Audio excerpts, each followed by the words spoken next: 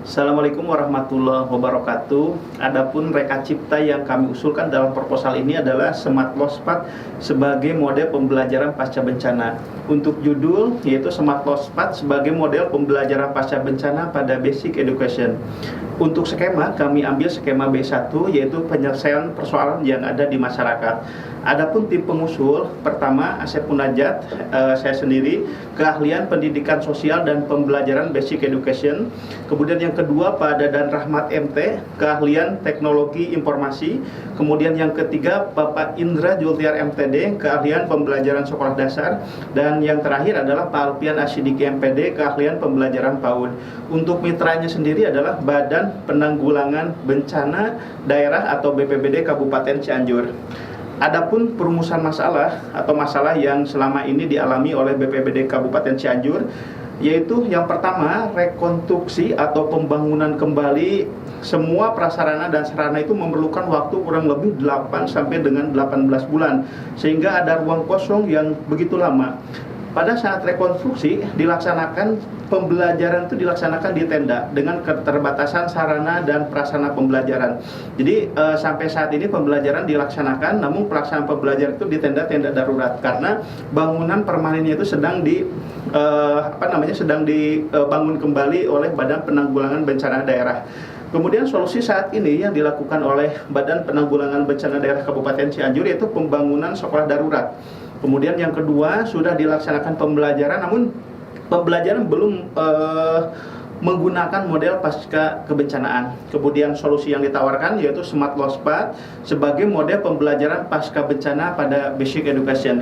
Kemudian yang berikutnya, inovasi yang diusulkan oleh pengusul pertama berawal dari masalah mitra, bahwasannya pembelajaran pasca bencana saat rekonstruksi, yaitu pembelajaran sekarang sedang dilaksanakan, namun karena bangunan permanennya sedang dibangun sehingga pembelajaran dilaksanakan di tenda-tenda darurat. Itu permasalahan yang ada di mitra. Kemudian ada kepakaran di perguruan tinggi yang selama ini kami tekuni, yaitu tentang pembelajaran Launchpad. Berdasarkan hasil kajian kami bahwa pembelajaran Launchpad ini hasil kajian yang selama 2018, pembelajaran Launchpad ini dapat menciptakan kreasi tanpa batas dalam aktivitas pembelajaran dan mengundang kreativitas anak. Selain itu, Launchpad dapat digunakan sebagai alat untuk mengeksplorasi berbagai aspek pemecahan masalah, kreativitas, konsentrasi, motorik halus, motorik kasar, kemudian sains, pengembangan bahasa, seni, dan berpikir matematik, teknis, dan teknologi. Itu yang kami teliti selama beberapa tahun tentang pembelajaran Launchpad. Sehingga pembelajaran Launchpad ini dijadikan sebagai model pembelajaran pasca bencana. Launchpad ini adalah pemanfaatan bahan-bahan yang ada di lingkungan sekitar sebagai media pembelajaran. Nah, untuk mewujudkan inovasi, adapun alur di dalam kegiatan ini, yang pertama kita mengidentifikasi Launchpad pasca bencana.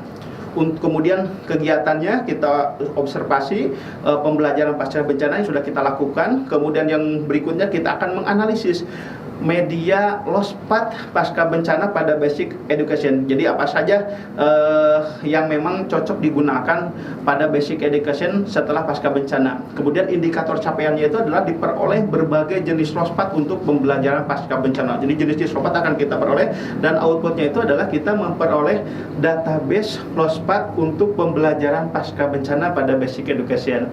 Kemudian kegiatan selanjutnya setelah diperoleh media Launchpad ini, berbagai media Launchpad, kemudian kita menentukan mengidentifikasi metode pembelajaran pasca bencana.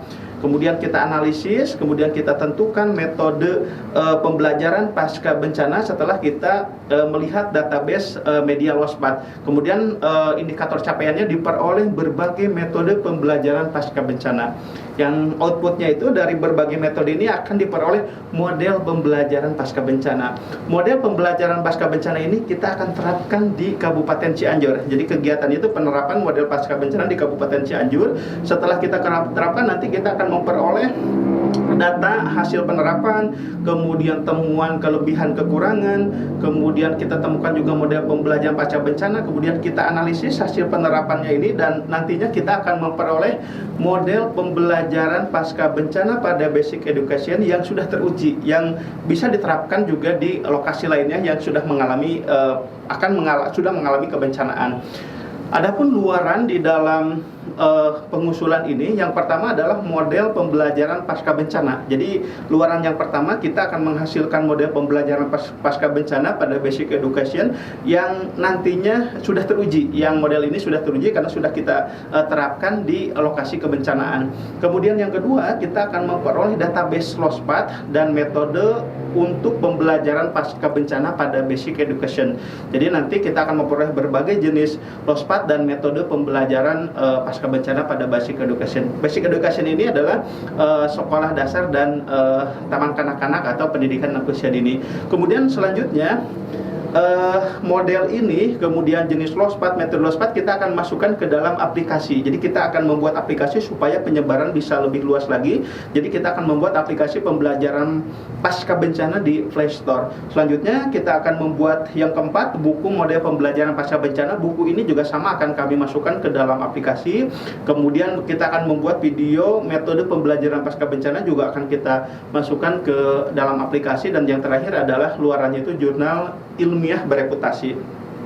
Selanjutnya, manfaat dan dampak. Untuk manfaat atau penerima manfaat, yang pertama adalah satuan pendidikan atau sekolah, dalam hal ini guru-guru. Nah, manfaat atau dampak yang diperoleh satuan pendidikan itu adalah penyelesaian masalah pembelajaran pasca bencana. Kemudian yang kedua, adanya solusi pembelajaran dengan memanfaatkan potensi lingkungan, sehingga aktivitas pembelajaran dapat mengundang kreativitas anak dengan mengeksplorasi berbagai aspek. Kemudian yang kedua, bagi mitra yang sedang merencanakan pembelajaran pasca bencana di lokasi gempa Cianjur, yaitu penyelesaian masalah secara bersama dengan akademisi dalam hal menyiapkan pembelajaran pasca bencana di satuan pendidikan, serta memberikan pemahaman kepada masyarakat untuk beradaptasi dengan lingkungan baru, yaitu lingkungan pasca bencana. Kemudian adapun dampak atau kegiatan pencapaian IKU perguruan tinggi, yaitu IKU ketiga, yaitu dosen berkesempatan untuk melaksanakan kegiatan di luar kampus. Kemudian yang IKU kelima, hasil kerja dosen digunakan oleh masyarakat dalam mengimplementasikan inovasi yang dihasilkan sesuai dengan kebutuhan pengguna dan mitra. Dalam hal ini pemanfaatan LOSPAT. Kemudian yang terakhir adalah IKU kedua, yaitu mahasiswa yang terlibat dalam kegiatan ini mendapatkan manfaat seperti pengalaman kerja nyata yang dipublikasikan, pengakuan rekognisi, kegiatan ke dalam mata kuliah terkait dengan kegiatan dari awal sampai dengan akhir. Itu saja yang kami sampaikan. Assalamualaikum warahmatullahi wabarakatuh.